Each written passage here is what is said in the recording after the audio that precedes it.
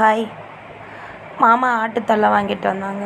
அதை நான் எப்படி சுத்தம் செய்கிறதுன்னு நான் உங்களுக்கு காமிக்கிறேன். ஃபஸ்ட்டு அடுப்பில் தண்ணி வச்சுக்கணும்.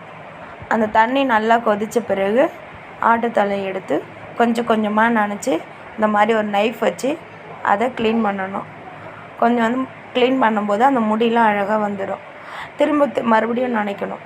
நனைச்சி அந்த மாதிரி சுத்தம் செய்துட்டு மறுபடியும் குட்டி குட்டி முடி இருக்கும், அது எல்லாத்தையும் இந்த மாதிரி அடுப்பில் அப்படி இப்படி திருப்பி நல்லா வாட்டிட்டு